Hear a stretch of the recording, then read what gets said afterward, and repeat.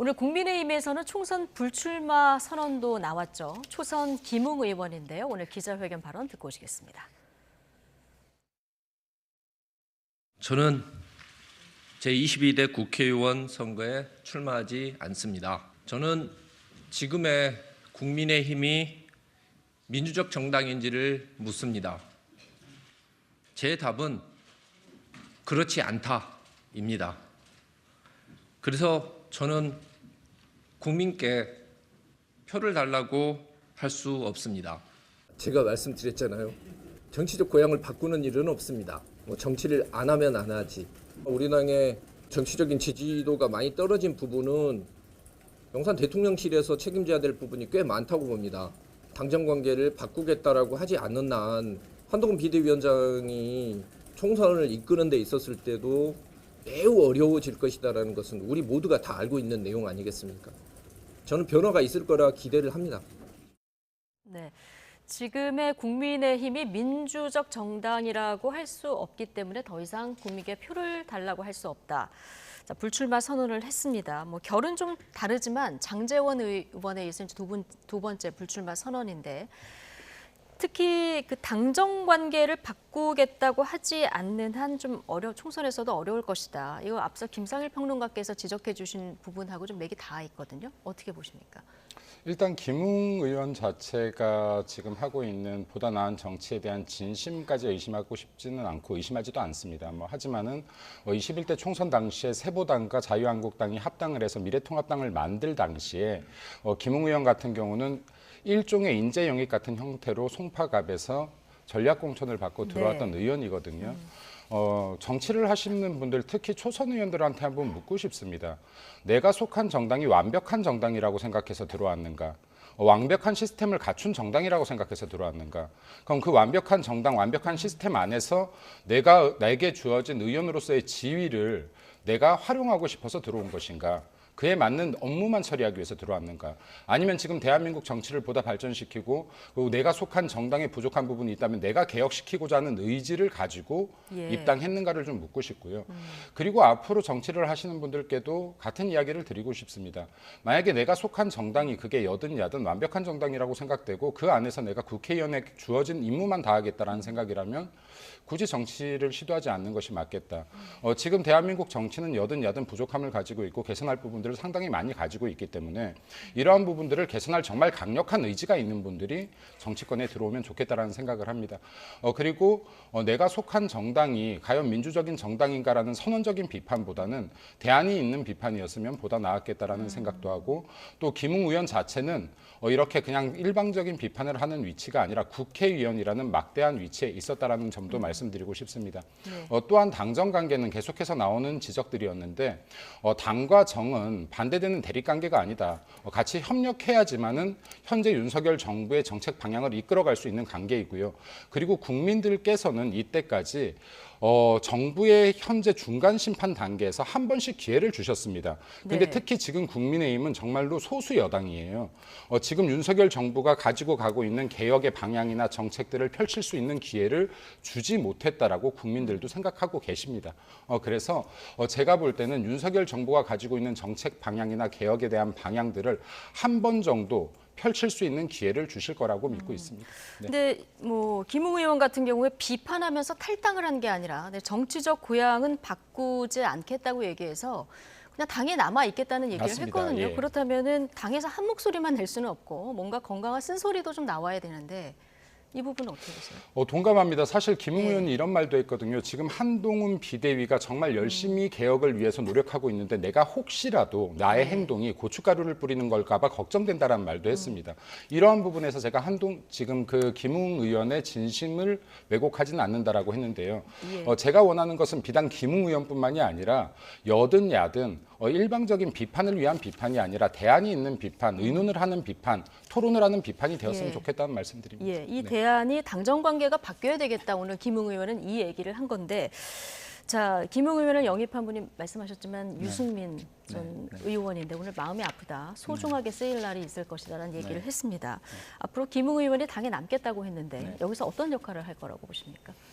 저는 자신의 어떤 목소리, 그 원칙 있는 그 정치가 무엇인지 이런 이야기를 저는 해 주실 거라고 믿고 싶어요. 그리고 그렇게 믿고요. 근데 지금 우리 김민수 대변인님 말씀을 들으면서 제가 드는 생각은 뭐냐면, 아니 이게 토론이 지금 안 되니까 지금 이러는 거 아닐까요? 이게 지금 오히려 다양한 목소리를 힘으로 누르고 때에 따라서는 숙청까지, 정치적 숙청을 하는 그런 작업들이 있었는데 어떻게 그냥 다양한 토론을 하라 이렇게 이야기를 할 수 있을지 저는 좀 잘 모르겠고요.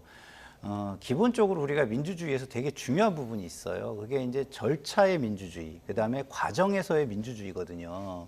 그러니까 나중에 뭐 결과를 놓고 이랬어 저랬어 얘기하는 건 의미가 없을 때도 있어요. 네. 그러나 이 힘이 약한 쪽일수록 절차의 민주주의와 과정에서의 민주주의가 굉장히 중요한 거거든요. 힘이 강한 쪽은 그게 의미가 없어요, 사실은. 그게 불편해요. 예. 예? 근데 소위 말하는 비주류들이 무슨 이야기를 할 때 그걸 토론의 장에서 진지하게 얘기하고 들어주고 그거를 충분히 설득하려는 노력, 양당에서 저는 한 번도 본 적이 없는 것 같아요. 양당 모두. 예. 예. 한 번도 본 적이 없는 것 같아요. 그러면 좀 전에 김웅 의원과 이상민 의원을 비교해 보자고요. 양당에서 민주주의가 다 없고 그냥 일방주의만 존재한다는 것에 다 쓴소리를 하고 불만을 가지고 있는 사람이었어요.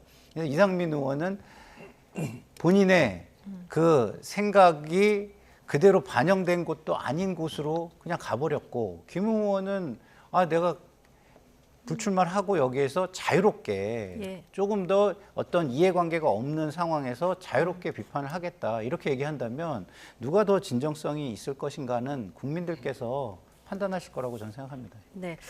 자, 김웅 의원의 불출마 선언까지 좀 두 분 의견 들어봤고요. 이준석 전 대표의 가칭 개혁신당 나흘 만에 4만 명 정도 당원을 모집했습니다.